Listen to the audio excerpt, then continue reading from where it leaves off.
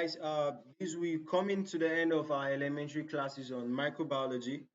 I'll be talking about the morphology of chlamydia, okay, which is also a microorganism that can cause disease to human beings. All right, so we'll be looking at the structural characteristics of this microorganism.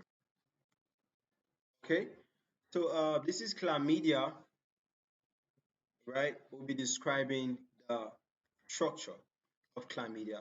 So let's delve into the morphology of chlamydia trachomatis, which is a fascinating bacteria with unique features, right? Let me get my light on.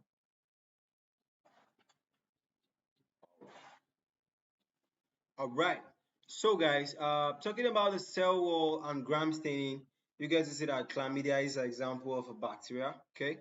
So how about the cell wall and gram staining? We said that chlamydia trachomatis is a weak gram negative bacteria. Okay.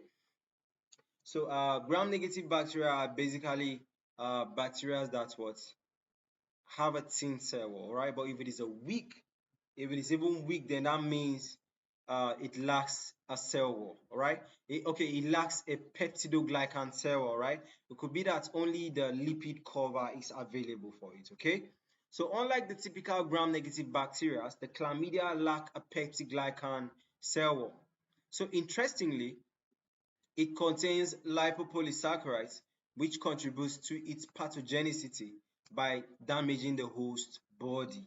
Okay, so now the absence of muramic acid in its cell wall sets it apart from most other bacteria. Okay, so what are the morphological forms of chlamydia's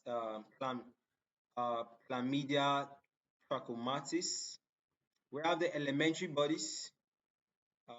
Say that these are small infectious forms measuring from 300 to 400 nanometers in diameter.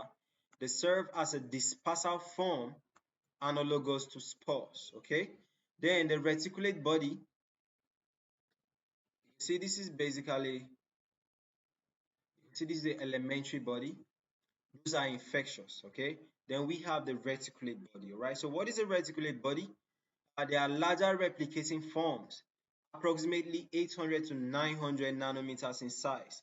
Now, reticulate bodies divide through binary fission every 2 to 3 hours per generation. Now, the incubation periods for reticulate bodies in the host ranges from what? 7 to 21 days, all right? So they could be in the host without replicating, all right? So notably, reticulate bodies lack a cell wall and are dedicated as was inclusions within the host cell, okay? So chlamydia are gram-negative, basically weak, they lack some important mechanisms for production of metabolic energy. So they are what? Intracellular parasites.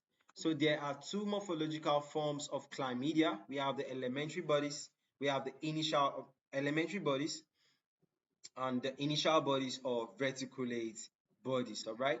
So this is basically the morphology of chlamydia, talking about mainly on the morphological forms. All right. That's the elementary bodies and the reticulate bodies, guys. All right. So that's it, and I'll see you guys in the next lecture, which will be the last lecture on microbiology. Right. So if you see my face on any microbiology slide again, this will be a very hard stuff. Okay, so that's it, and bye for now.